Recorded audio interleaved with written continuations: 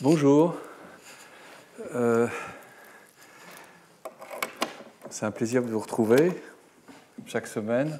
Et donc aujourd'hui, on va aborder les questions des technologies émergentes.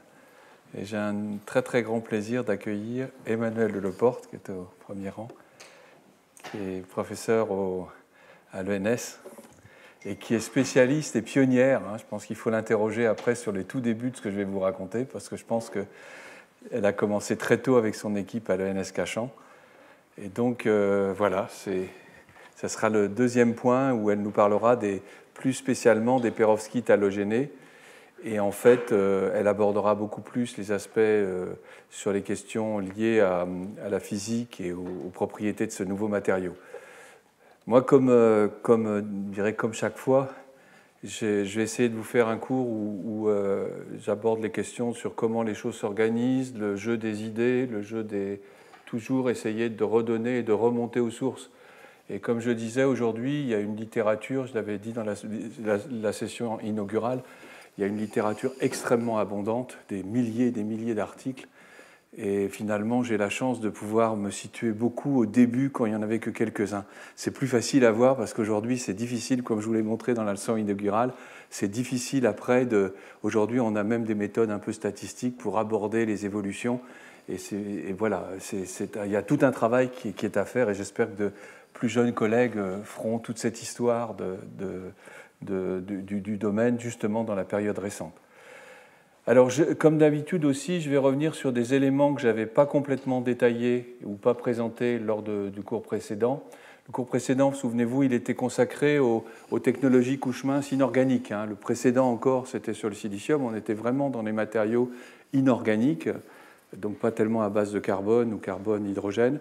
Et je m'étais dit qu'à chaque fois, il fallait que je fasse quelque chose concernant les analyses de cycle de vie. Alors, on avait fait le cours sur le silicium, il y avait beaucoup d'aspects concernant la mine, leur traitement, etc. Et c'est vrai que je vous devais aussi de parler un peu de l'indium. Même si l'indium n'est pas très développé, parce que c'est une filière qui est encore toute petite, c'est quelques pourcents, la problématique de l'utilisation de ce type d'éléments plus rares que le silicium se pose et il faut la traiter aussi de façon approfondie. Alors pour ça, c'est vrai qu'on n'est plus du tout dans le cas du silicium. Souvenez-vous, le silicium, on jouait ici, vous voyez, quand Étienne Drahi a parlé, il y a silicium, aluminium. Il y a des problèmes avec ces matériaux. Par exemple, actuellement, l'aluminium, il y en a, mais c'est des choses extrêmement abondantes.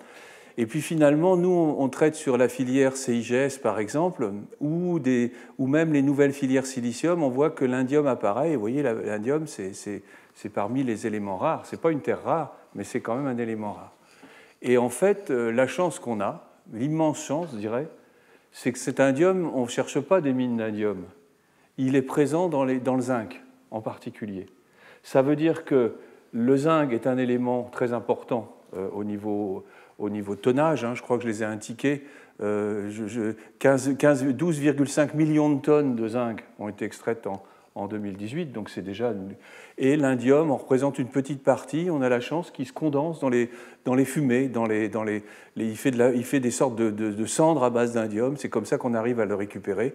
Et donc on voit que finalement, cet adossement de l'indium au zinc lui permet finalement d'être utilisé ou d'être présent dans les technologies. Et un grand nombre d'ailleurs d'indium n'est même pas tiré du zinc, il n'est pas purifié pour le ressortir. Je voudrais préciser aussi qu'en France, la France était un des premiers producteurs d'indium, à une quarantaine de tonnes, je crois, dans le nord de la France. Et donc, et puis il y avait des mines de zinc aussi qui sont présentes. Donc l'indium est assez bien distribué. Et la conclusion qu'on a pu tirer avec des collèges, on a travaillé sur justement le cycle de l'indium dans le cadre de la filière CIGS, et vous pouvez, avec ces sites, retrouver les études qu'on a faites concernant notamment la quantité, les évolutions. Et puis un point important, c'est quelque chose qui est rare, si on arrive à l'économiser. C'est un principe fondamental de l'écologie, quelque part, c'est l'économie d'atomes. Et si on est capable de faire des économies d'atomes, eh bien on voit qu'on peut finalement rendre l'indium de rare à beaucoup moins rare. Voilà, c'est une des leçons aussi d'utiliser les choses avec avec parcimonie et en cherchant soit de réduire, soit à substituer. Puis ici, c'est une interview que nous avons faite à PV Magazine cet été avec le collègue Ayodhya Tiwari, qui est à l'EMPA en Suisse. Voilà, donc j'en viens à la technologie émergente et nouveaux concepts. Donc sur la chose, et je ne voudrais pas l'oublier non plus, je remercie Jackie Evin parce qu'il m'a renvoyé des éléments de transparence. C'est un très grand spécialiste également en recherche pure, disons, de tout ce qui est perovskite. Il est à Rennes, au laboratoire Photon, à l'université de Rennes et le CNRS. Et donc voilà, je remercie parce que j'ai repris quelques-uns de ces transparents qui sont pratiquement ceux que j'aurais fait si j'avais eu besoin de les faire à partir des sources originales. Alors, je vais repartir avec cette fameuse courbe qui va nous suivre et qui finalement est un très bon guide pour les enseignements dans le photovoltaïque parce qu'on y retrouve tout. On y retrouve la science des matériaux, on y retrouve la logique d'innovation, de rupture, etc. La patience aussi. Hein. Dans certains cas, on attend 10-15 ans avant qu'un record augmente. Et c'est vrai que ça fait furieusement penser aux Jeux Olympiques, effectivement, où on aligne les records du saut en longueur, du saut en hauteur, etc. Donc le point important, c'est que cette courbe-là, ça met toutes les filières, il y en a 22, dont l'une qu'on va traiter plus précisément aujourd'hui, qui est ce qu'on appelle Emerging PV, le photovoltaïque émergent. Les autres sont des filières établies. La semaine dernière, j'ai traité celle-là, c'est une film technologie.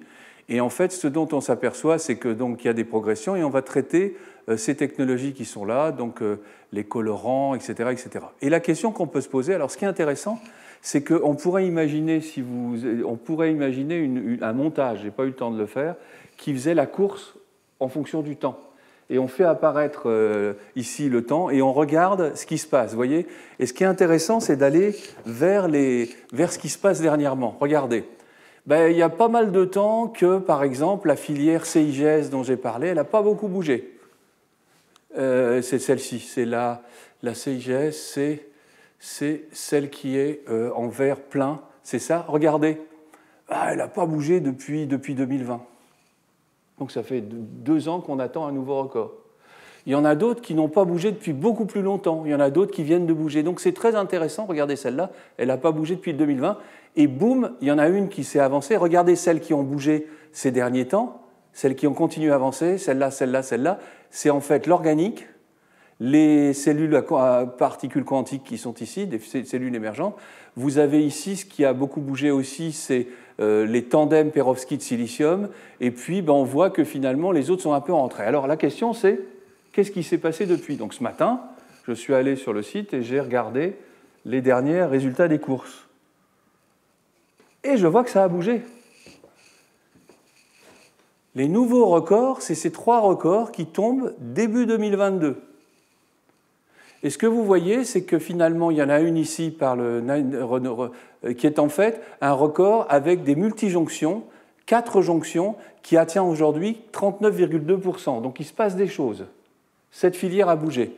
Elle a dépassé celle-là, elle a dépassé les autres. Et puis 2 autres ont bougé. Celles-ci, qui sont les tandems silicium-perovskite, et celles-ci qui sont perovskite tout seul.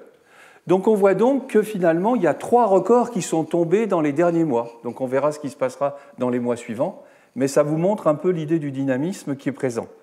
Et puis si on regarde un peu plus près cette chose-là, on s'aperçoit qu'on approche les 40% avec des triples jonctions, alors sous éclairement standard, hein, ce n'est pas se concentrer. Ensuite, la configuration, c'est monolithique, c'est-à-dire en fait, on prend un contact à l'avant, on fait toutes les couches et on prend un contact à l'arrière. Et puis, c'est basé sur des matériaux 3,5. Point intéressant, c'est qu'elles ont doublé les 6 jonctions. Regardez les 6 jonctions qui tenaient le record avant. Et bien voilà, on a un croisement. Et en fait, la maîtrise de 3 jonctions vaut mieux que moins bien maîtriser les 6. Mais le jour où on maîtrisera les 6, on ira à plus de 50%. Donc, voyez un petit peu la logique de cette évolution et le sens de cette compétition. Le deuxième record, qui approche des 30%, c'est quand même impressionnant. Donc là, on s'approche du dépassement de la limite dite de Shockley-Queisser. C'est les tandems silicium-perovskite faits par le Helmholtz-Zentrum Berlin, le centre de Helmholtz à Berlin. C'est d'un éclairement standard et c'est aussi une configuration monolithique. Point important, regardez, c'est l'Europe. Oui, j'ai fait une bêtise. C'est pas... Si, c'est HZB, regardez. Alors, ce qui est intéressant, c'est de regarder qui a les records. HZB vient de battre Oxford PV, qui avait lui-même battu HZB avant. Vous voyez, on est vraiment comme de la compétition. Là, le point intéressant, et je tiens à le souligner, c'est que en fait, c'est les Européens qui mènent la danse. C'est quand même intéressant de le souligner. Ici, c'est les Américains. Ici, Unis, il faut que je vérifie, je pense que c'est des Coréens. Et regardez, les jonctions, monojonctions perovskites, elles sont à 25,7%. Elles ont progressé quand même de 0,5% depuis la dernière fois. Et ce qu'on constate aussi, c'est que la compétition a été freinée, et en particulier avec le PFL, d'où je parlais beaucoup, qui est l'École polytechnique fédérale de Lausanne, qui est en particulier le groupe de Michael Grätzel, dont je vais vous parler abondamment dans cette leçon. Et bon, je vais quand même, ce fameux record avec les multijonctions, je ne résiste pas quand même pour vous montrer la complexité et le niveau technologique qui est atteint par ces technologies. Et là, c'est 47,1% sous concentration. Donc on concentre à 143 soleils, c'est-à-dire au lieu d'avoir 1000 watts, on a 143 000 watts par mètre carré qui tombent. Donc c'est vraiment très très concentré, ça augmente le rendement des cellules. Et regardez les 6 jonctions qui sont là, qu'est-ce que j'ai fait ? Voilà, ces 6 jonctions qui sont là, regardez, c'est des jonctions à base de 3,5, et puis vous voyez qu'on passe des grandes bandes interdites, donc ces 6 jonctions qui sont liées entre elles par ce qu'on appelle des jonctions tunnels, j'en ai pas beaucoup parlé, mais c'est des jonctions qui permettent de faire le contact électrique entre 2 jonctions différentes. Il y a toute une analyse sur l'épitaxie, etc. Et ce qui est intéressant, c'est de voir que la réponse spectrale de ces 6 jonctions, elle est faite finalement, l'enveloppe c'est la rouge, et regardez, elle est faite des contributions, chacune des jonctions. Et on revient, chaque jonction collecte la lumière dans la zone où elle est la meilleure, c'est-à-dire la zone des longueurs d'onde qui correspondent à sa bande interdite. Et puis je ne me suis pas privé aussi de prendre une photo de 2 au moins des auteurs de ces travaux au NREL, qui ont l'air contents. Donc c'est bien. Maintenant, donc, on va passer à ce qu'il y avait avant les perovskites, avant tout ça, et à une filière qui est un peu oubliée. Elle n'apparaît pas dans les chartes directement, dans les records, mais elle est très importante parce qu'elle a ouvert la voie. C'est en fait la voie qui a été ouverte par Edmond Becquerel, je vous en ai parlé régulièrement, avec ce qu'on appelle les cellules photoélectrochimiques à base de semi-conducteurs. Et là, c'est pour la conversion directe en électricité. Nous avions vu qu'on pouvait faire des cellules solaires à base de jonctions Schottky, c'est-à-dire on met simplement un métal sur le semi-conducteur et on peut faire une sorte de barrière, ce qu'on appelle l'effet barrière. Ici, par exemple, c'est un semi-conducteur de type N et on le met en contact, non pas d'un métal, mais d'un couple redox. Et la beauté de la chose, c'est que le semi-conducteur éclairé, il va y avoir des électrons qui vont être générés, qui vont venir en surface ou en volume, des trous qui vont venir en surface. Et en fait, ce semi-conducteur éclairé va pouvoir communiquer ces électrons aux couples oxydoréducteurs qui sont dans la solution. C'est la base de la photosynthèse, c'est la base de tout. C'est le contact entre un solide, finalement, ou une molécule de colorant, et avec un couple redox. Et là, vous voyez, c'est un couple ferrocène-ferricinium qui est à 0,4. Donc voilà la barrière. Travaux de 1977. Et ce qu'on constate, c'est qu'ils ont réussi à faire des cellules qui ne sont pas extraordinaires, 2,4% de rendement, et encore, c'est sous rayonnement monochromatique. Néanmoins, ils ont un photocourant, etc. Donc, ils ouvrent la voie à une idée qui est de dire pourquoi on ne ferait pas, au lieu de s'embêter à faire des jonctions, faire des couches, tout ça, on a simplement à mettre un couple redox, et puis après une contre-électrode, et puis on fait des cellules solaires comme ça qui font de l'électricité. Ça a été un rêve que j'ai moi-même caressé, puisque j'ai démarré au CNRS sur ce projet de photoélectrochimie. Donc voilà, et ce qui est extraordinaire, c'est que ce domaine, il a énormément, si vous regardez la littérature de l'époque, il y a énormément de travaux qui ont été faits, et vous voyez que des tas de semi-conducteurs ont été étudiés sous forme polycristalline, monocristalline, et vous voyez ici des milieux, de la soude, des milieux basiques, et puis des couples redox, sulfure, polysulfure, ferricyanure, ferrocyanure, etc., avec des références. Et ça, c'est 1977, et Arthur Nozick est vraiment un des grands pionniers de ce domaine. Puis finalement, en 1984, on commence à se dire mais ça serait quand même bien de faire des vraies cellules. Donc comment on va faire ? On va emprisonner le liquide et on va s'arranger pour qu'on va mettre le semi-conducteur, on va prendre ici une petite distance d'isolation qui fait une dizaine de microns, c'est tout simplement un joint, et puis après on injecte le liquide avec les couples redox, tout ce qu'il faut, on fait des trous dans le verre, etc. Et on met une électrode ici, qu'on appelle la contre-électrode, et puis les espèces vont tourner, on va réduire ici, ça va s'oxyder ici, on va réduire, et les espèces vont tourner entre les deux électrodes.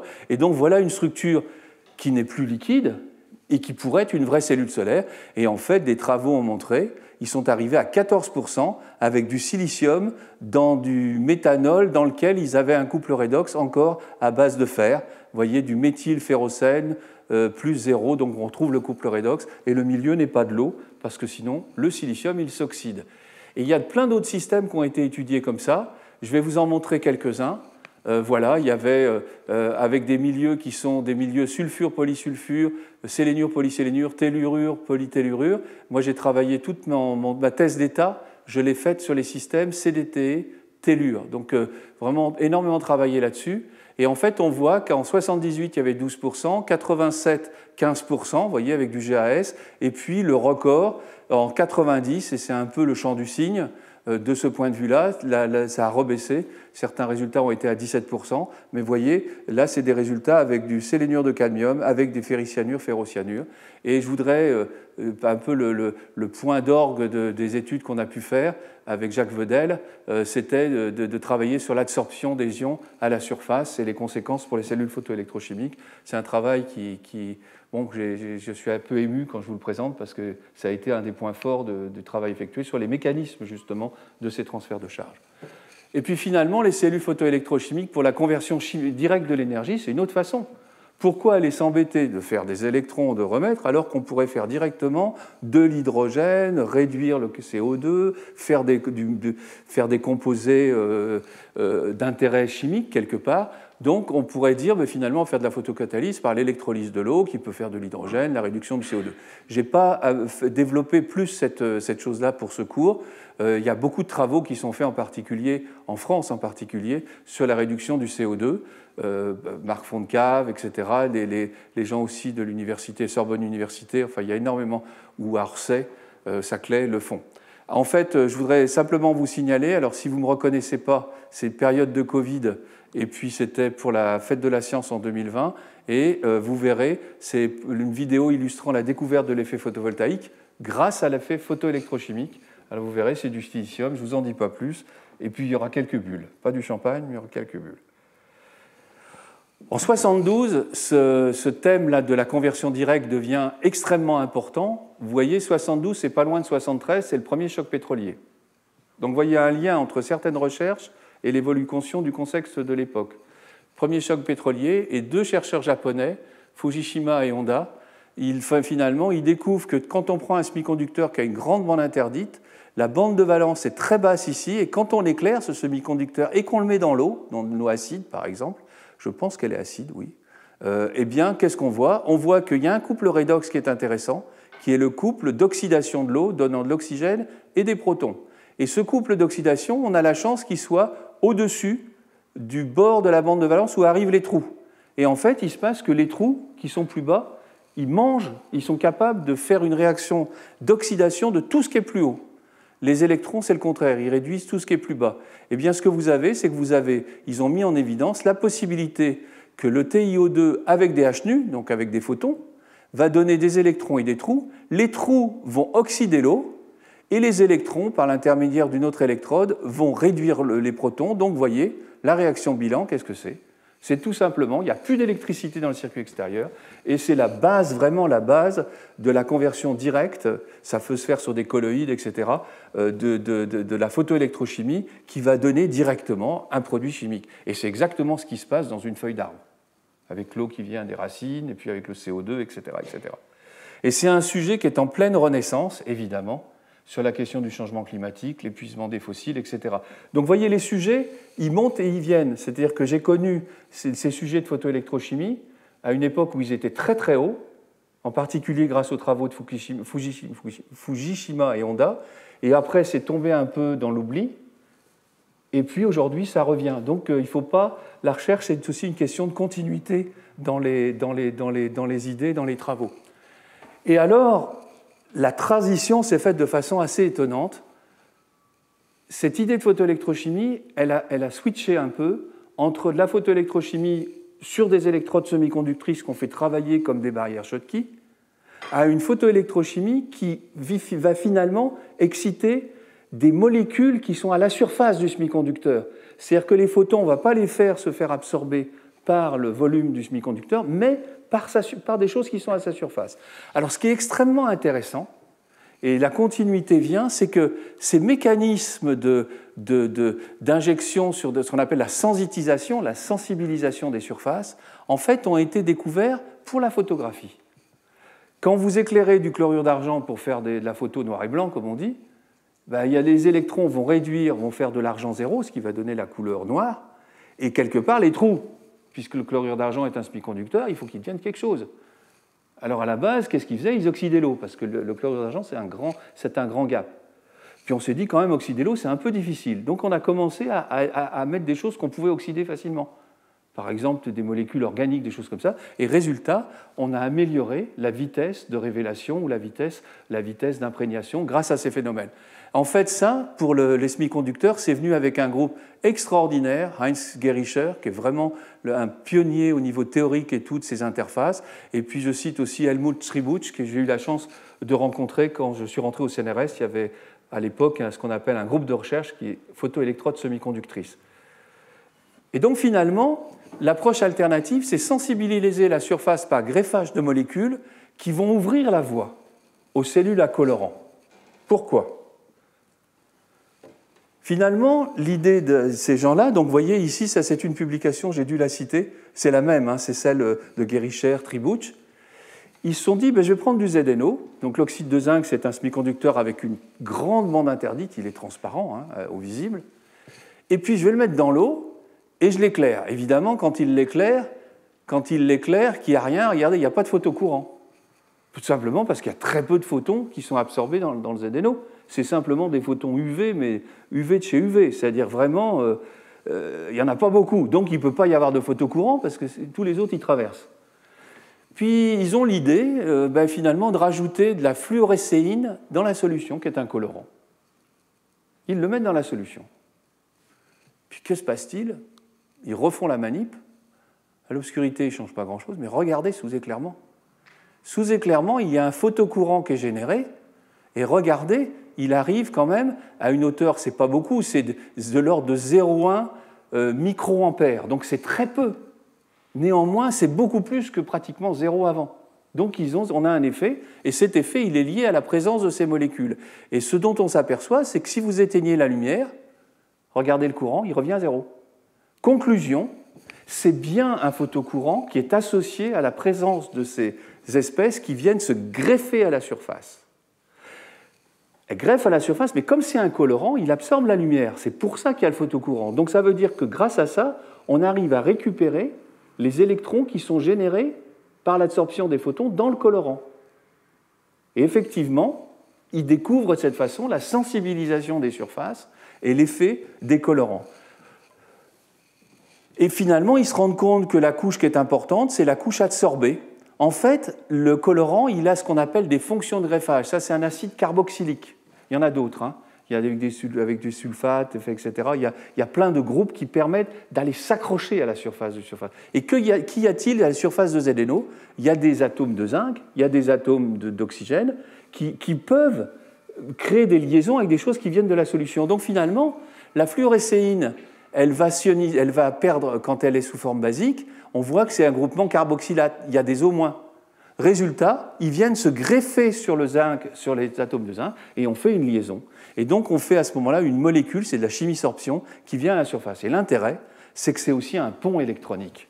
C'est ça qui va permettre le transfert des charges entre l'état excité du colorant et la bande, ici, la bande de conduction. Puis finalement, ils expliquent très bien la chose. C'était 68.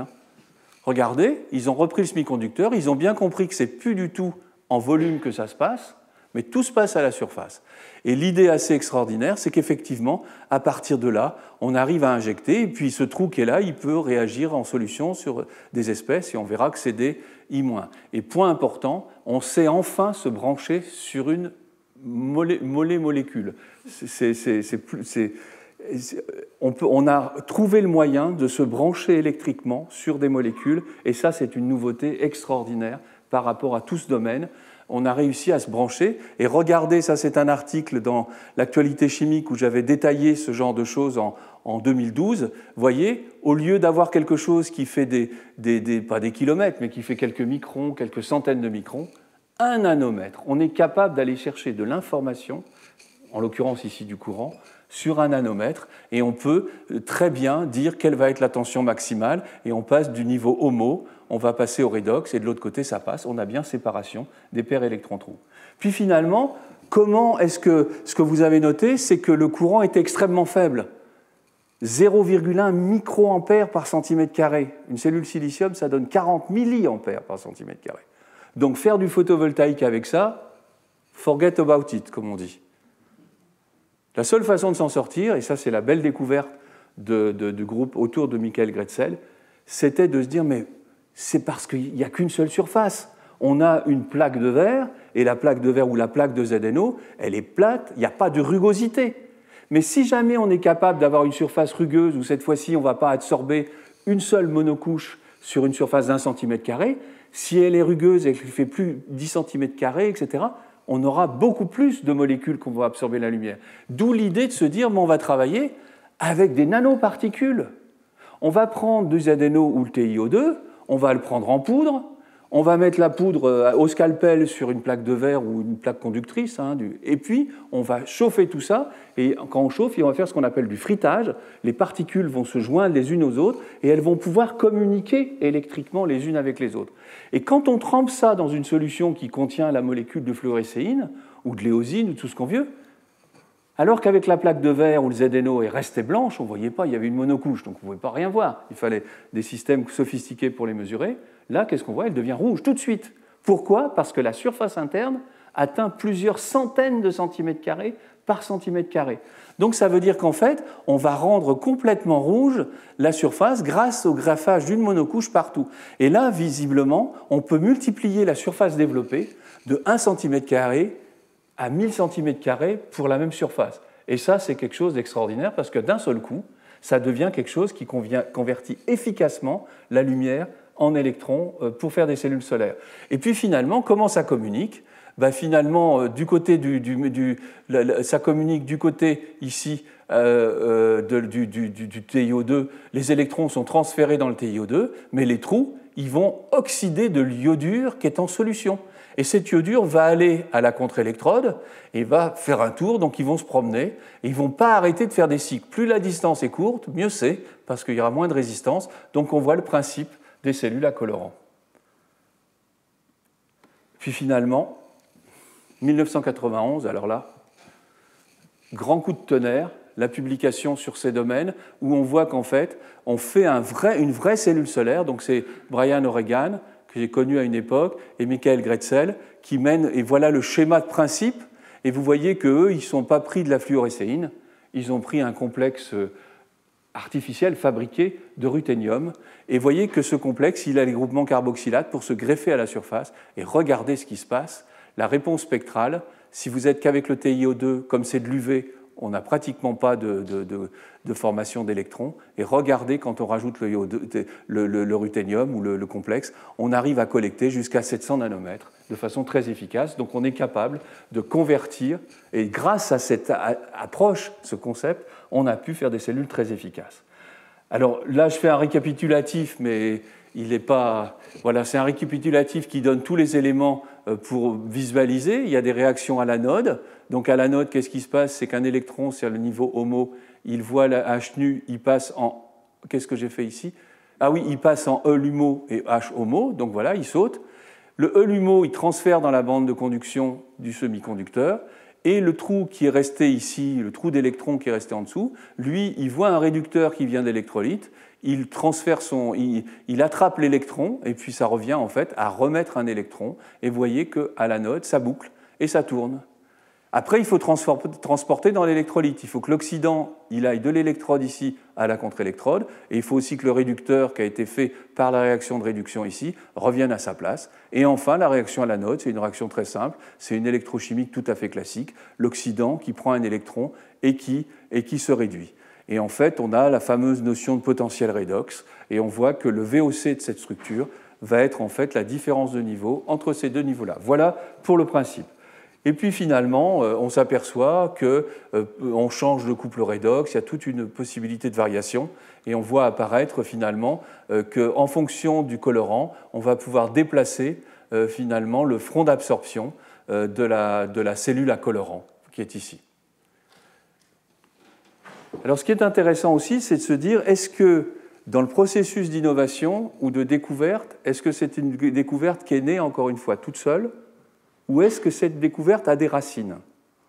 Et je vous ai montré tout à l'heure que la sensibilisation, elle trouvait ses racines quelque part à la cellule de Becquerel et au début de la photographie. Eh bien, dans le concept des surfaces développées, on trouve des racines aussi, que citent d'ailleurs dans l'article Brian O'Regan et Michael Grätzel. On en trouve deux. On trouve une racine en 1977 dans un travail de Japonais. Vous voyez que les Japonais sont vraiment très très présents dans ce domaine.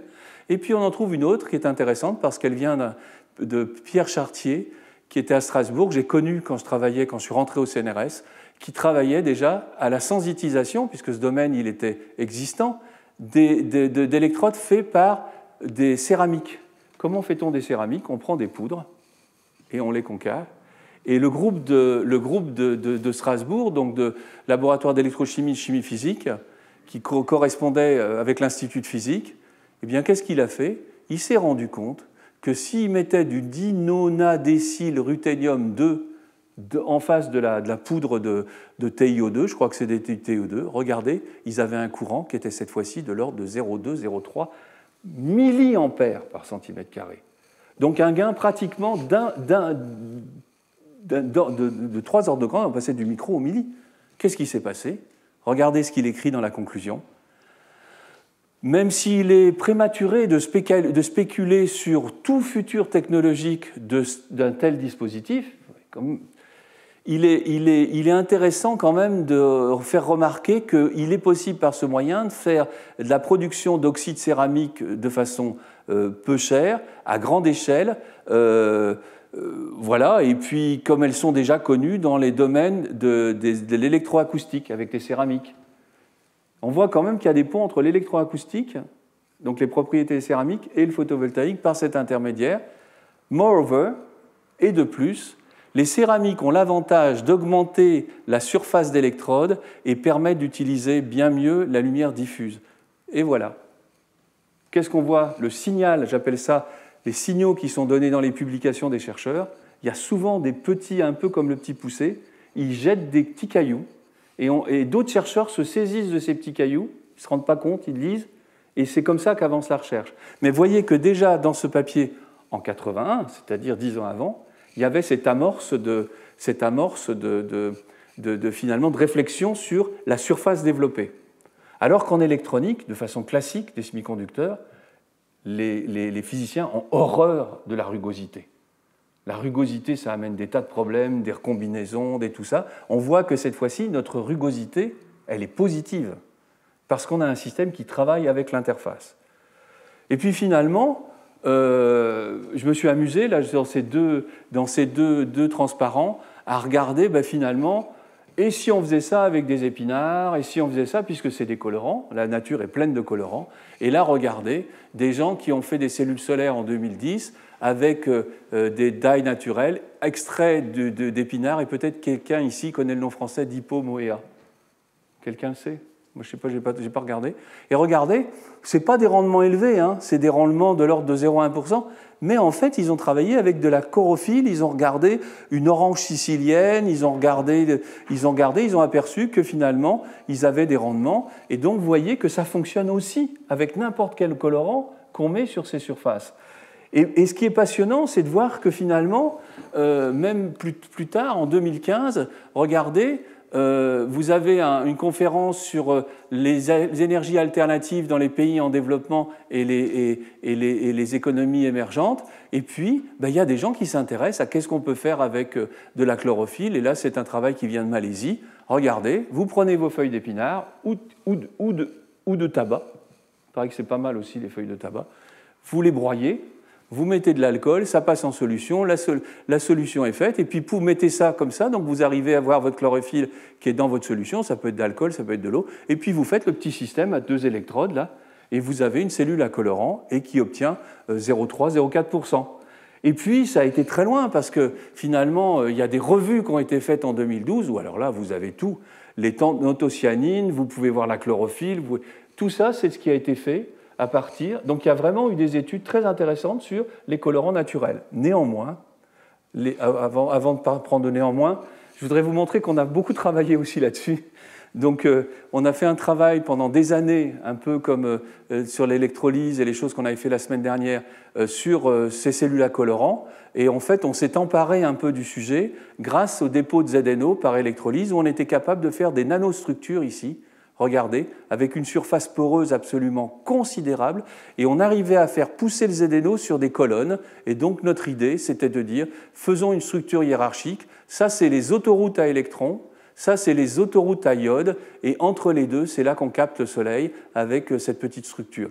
Et en fait, on a réussi à faire des cellules, c'était le cas de la thèse de Servan Haller, avec un collègue japonais, Tsukasa Yoshida, et voilà, on a obtenu, je crois, 6-7%.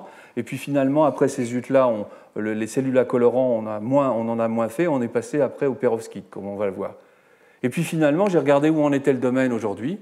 On retrouve Michael Grätzel et son groupe, qui continuent à travailler sur cette structure-là, et regardez la situation.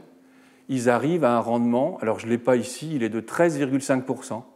Et ce qui est très intéressant, alors vous voyez, ils ont un couple qui n'est plus du tout le couple qu'on avait iode-iodure, c'est un couple à base de cuivre, et puis vous avez les différents colorants, avec leur gap, leur position, tout ce qu'on veut, et puis finalement, en mélangeant 2 de ces colorants, ils arrivent à faire ça, avec une bonne stabilité, ils sont à 13,5, et point intéressant, ce colorant, quand il est à l'intérieur, eh bien, il donne pratiquement 35% de rendement.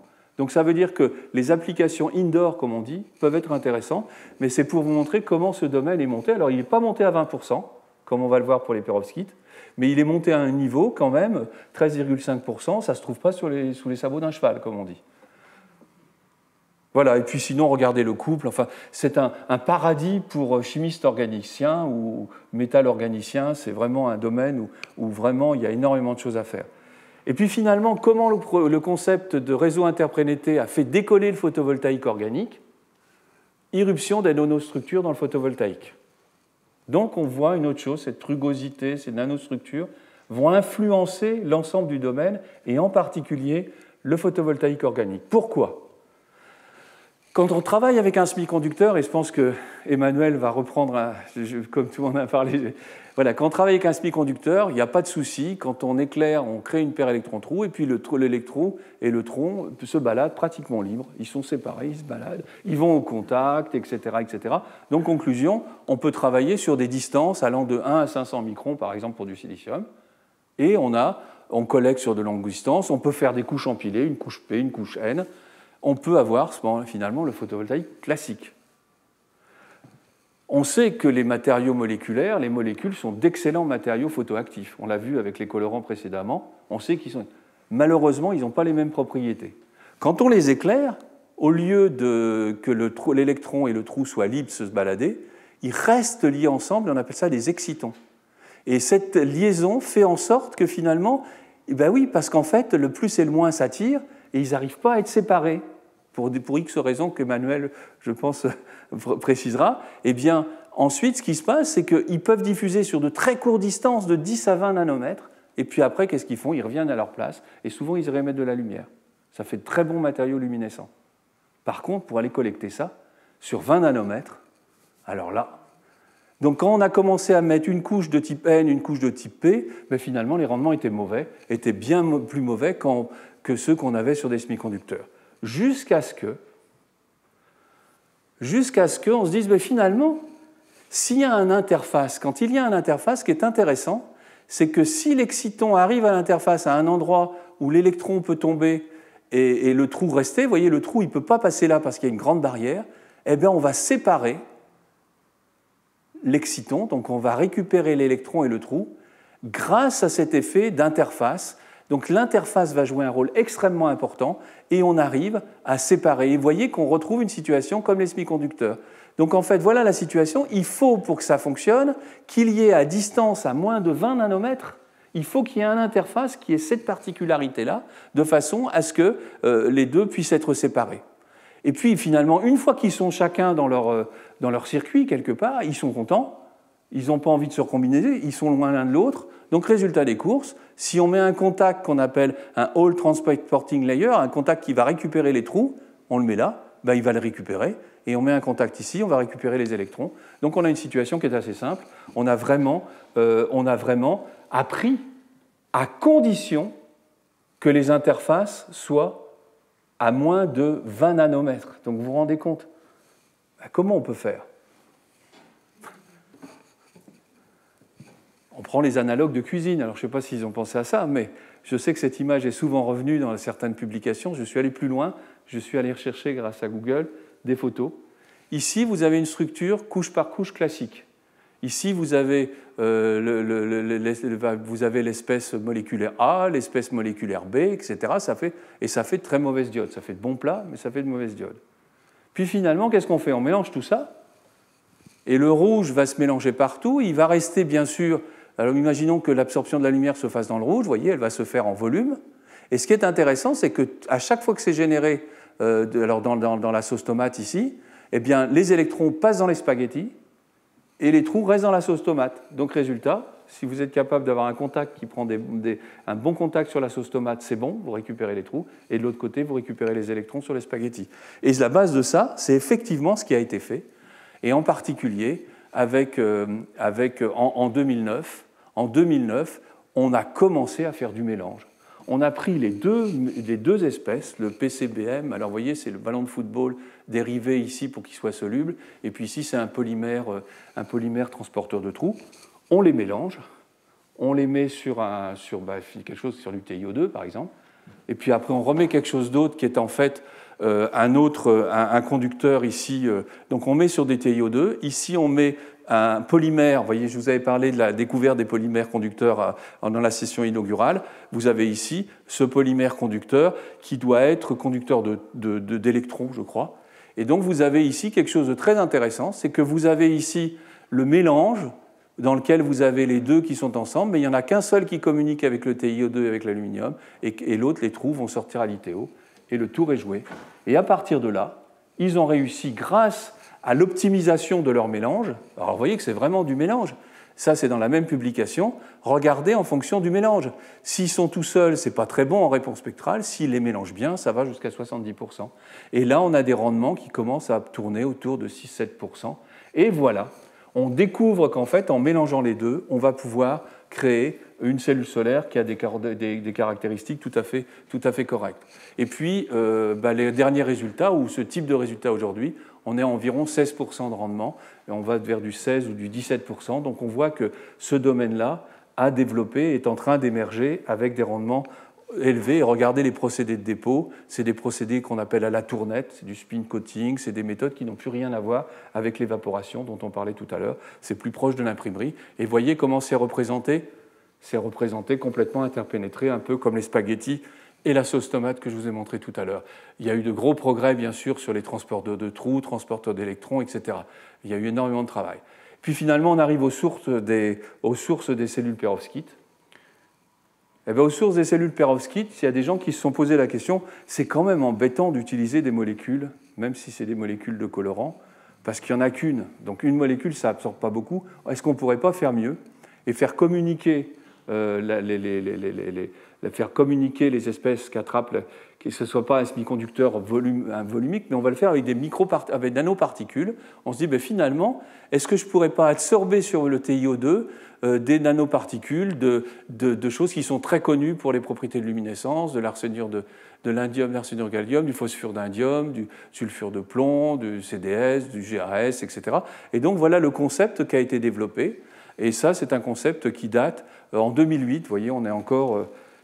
Ce concept, finalement, c'est exactement celui qu'a suivi en 2009 le professeur Tsutomu Miyazaka, 2009. bah, lui, il va prendre un matériau qui est la perovskite, qui fait d'excellentes luminescences, et ça vraiment, je pense aussi qu'on en parlera avec Emmanuel. Et en fait, il a commencé à créer ce matériau, à faire des clusters, et regardez, il a commencé à les mettre sur du TiO2. Vous voyez? La petite boule que vous voyez, c'est un cluster de ça. Donc il a commencé à travailler sur ce concept-là. Puis finalement, grâce à ça, il a réussi à obtenir de premiers résultats avec des matériaux avec du brome, un autre avec de l'iode. Et ce que vous pouvez constater, c'est qu'il arrive à des rendements 3,8%. Finalement, il arrive à 3,8%, donc ça prouve que le concept est bon. Et ce qui est très intéressant, c'est que ces fameuses perovskites halogénées, là, finalement, quand vous remplacez le brome par de l'iode ou l'iode par du brome, vous voyez que la réponse spectrale change complètement, c'est-à-dire en fait, vous changez l'équivalent de la transparence de la bande interdite. Donc vous voyez qu'en fait, vous avez une possibilité très importante d'ingénierie de la bande interdite par substitution anionique ou cationique. On retrouve ce qu'on a fait avec le GAS, avec tous ces composés. Voilà, et puis ça continue. Dans le domaine des perovskites, il y a un deuxième acteur, qui est M. Park de Corée, et qui obtient 6,5% en 2011, je crois. Voilà, donc vous voyez, ce domaine provient. Et puis, la révolution a lieu. Quelle est cette révolution ? Finalement, les cellules perovskites s'affranchissent des cellules à Coran. Pourquoi elles s'affranchissent des cellules à Coran ? Elles font le contraire. On était là, on est passé là, et maintenant on est là, on va passer là. Pourquoi ? Parce que finalement, on va redécouvrir que ça fonctionne comme une filière touche mince, tout solide, et puis finalement, on va quand même amener avec nous des choses qui viennent de notre passé, donc des cellules à colorant, notamment les contacts mésoscopiques, donc très rugueux avec du TiO2, et puis aussi des choses qui viennent de l'OPV, comme des couches organiques, en particulier polymères, conducteurs de trous et d'électrons. Donc avec ce sac à bagages, on va regarder ce qui se passe. Et voilà, on passe au tout solide, et en 2012, vous voyez qu'il n'y a plus d'électrolyte. Donc c'est un travail qui a été fait avec Nam-Gyu Park et Michael Grätzel. Donc vous voyez que Michael Grätzel est passé à ces cellules perovskites en lien avec Park qui travaillait sur les cellules de Grätzel. Et c'est marrant quand même. Donc résultat, ils travaillent ensemble et ils obtiennent à ce moment-là une structure intermédiaire où on retrouve la porosité du TiO2 imprégné, et puis par contre on voit qu'on a remplacé tout l'électrolyte iode-iodure par le conducteur de trous, et la structure, vous voyez, c'est le méthylométhane qui est ici. Donc on a vraiment une structure presque idéale en photovoltaïque qui n'a plus rien à voir avec la structure précédente. Et puis à peu près au même moment, donc l'année 2012 a été une grande année, finalement le groupe de Henry Snaith, avec cette fois-ci Tsutomu Miyazaka, donc avec le japonais qui avait lui-même découvert les premières cellules, ils collaborent ensemble et puis finalement ils passent aussi à la même chose et ils retrouvent un peu le même genre de choses. Et ce qu'ils voient par contre qui est extraordinaire, c'est qu'ils ont une idée assez étonnante. Ils se disent, tiens, je vais remplacer le TiO2 par de l'alumine, parce que l'alumine on peut faire de la poudre, on la frite, etc. La différence, c'est que le TiO2 c'est un semi-conducteur à grande bande interdite. L'alumine c'est un isolant. Et ils s'aperçoivent que l'isolant fonctionne aussi bien que le non-isolant. La preuve, regardez, ils ont une courbe avec l'alumine ici, et une courbe avec, et voire mieux, les tensions sont même plus élevées. Et ils se disent, mais finalement, est-ce que cet isolant, il y a vraiment un rôle ? C'est la question qu'on peut se poser. Et du coup, ils se rendent compte que finalement, il n'y a pas besoin d'avoir le transfert de l'électron dans le TiO2, mais qu'en fait, la perovskite fonctionnait comme un matériau normal. Et donc, grâce à ça, ils découvrent que perovskite a des propriétés qui ne sont pas celles qu'on croyait, c'est-à-dire qu'elle ne se comporte pas tellement comme un matériau organique, mais plutôt comme un semi-conducteur classique. Et le saut est fait, et on va garder le contact avec le spirométa, et alors là, ça y est, c'est parti. Depuis 2012, tout évolue, en fait, on retrouve ça, on retrouve nos deux grands pionniers de ce domaine-là sur le passage au tout solide, donc le groupe de Michael Grätzel et le groupe d'Henry Snaith à Oxford. Donc vous vous souvenez, Oxford PV, je vous en ai parlé au début, ça vient de lui, c'est l'entreprise qui l'a créé. Et donc voilà, avec des méthodes différentes et tout.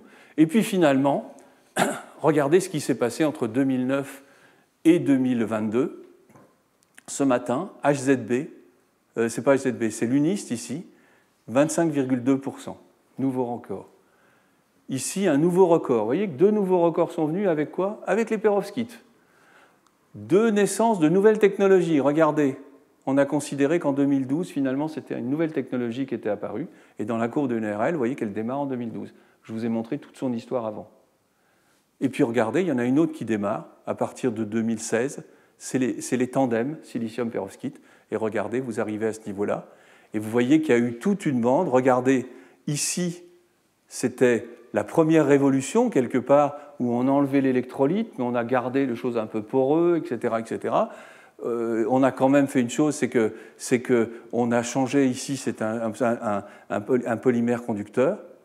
Regardez aujourd'hui, la perovskite qui est ici, c'est exactement comme les couches de CIGS que je vous ai montré la semaine dernière. C'est devenu un matériau, je dirais, classique. C'est une structure de cellules solaires en couche mince. Par contre, on a gardé, finalement, vous verrez, dans les travaux que je montrais juste après, il y a une petite couche en surface qui est extrêmement importante, qu'on appelle une couche tampon. Et regardez la chimie et la composition, c'est assez extraordinaire. On met tout dedans maintenant, il y a du brome, il y a du chlore, il y a de l'iode, il y a un peu de césium, du rubidium, etc. Donc il y a toute une chimie qui s'est mise en place, qui a permis des résultats exceptionnels. Et regardez l'épaisseur, je ne sais pas si on le voit ici, mais c'est une épaisseur qui est inférieure au micron. Puis finalement, on s'aperçoit que dans tous ces travaux, ce sont les interfaces qui ont énormément d'importance. Et on dit dans le milieu en photovoltaïque que c'est très bien d'avoir un très bon matériau massif, même un deuxième, mais si les deux ne s'aiment pas, c'est-à-dire que si on les met l'un contre l'autre, si l'interface n'est pas optimisée, le dispositif ne vaut rien. Donc il faut travailler, et c'est le sens global du travail, c'est travailler sur les interfaces.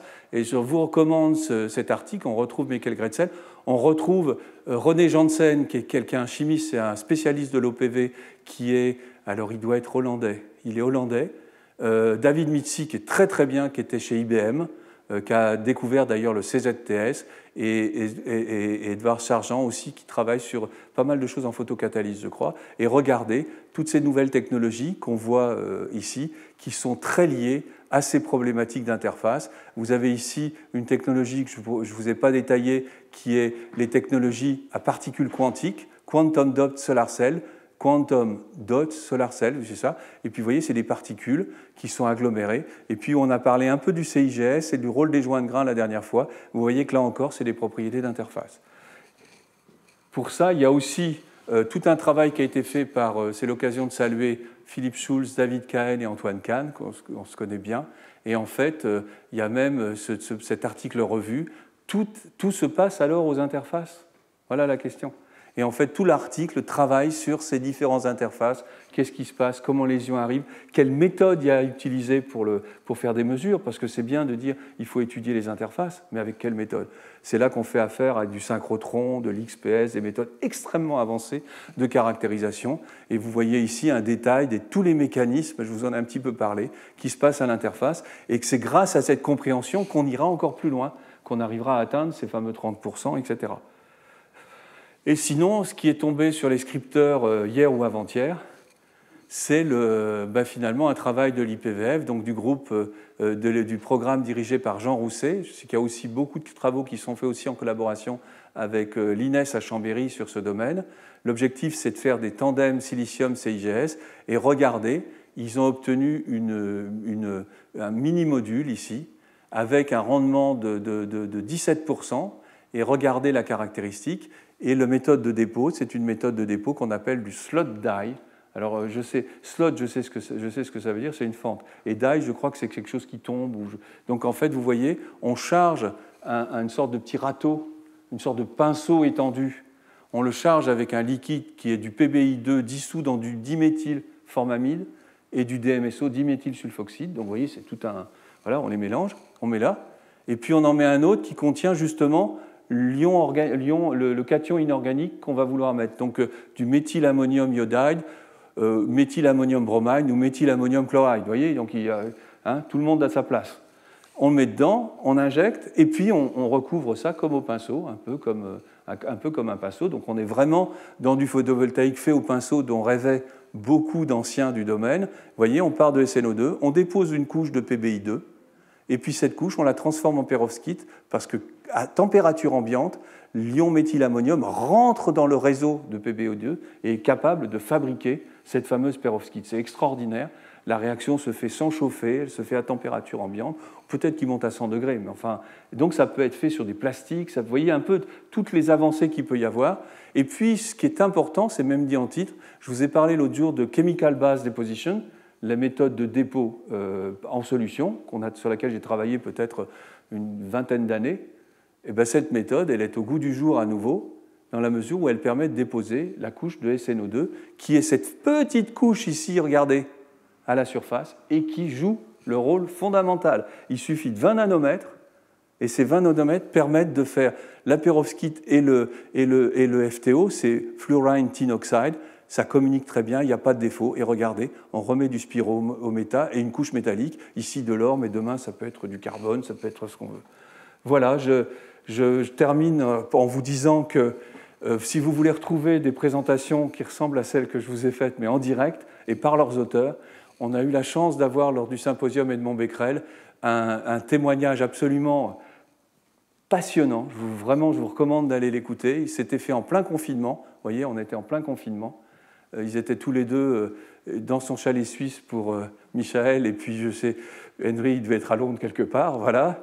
Et donc voilà, ils ont fait, Henry a fait une présentation plénière pendant la journée, et Michael nous a fait l'honneur de nous envoyer la genèse, et vous retrouverez des éléments que je vous ai donnés. Je me suis servi aussi de ce qu'ils ont dit pour vous faire construire l'exposé. Voilà, et puis vous avez une vingtaine ou une trentaine de vidéos qui sont accessibles sur YouTube via le site de l'IPVF ici. Je vous remercie pour votre attention.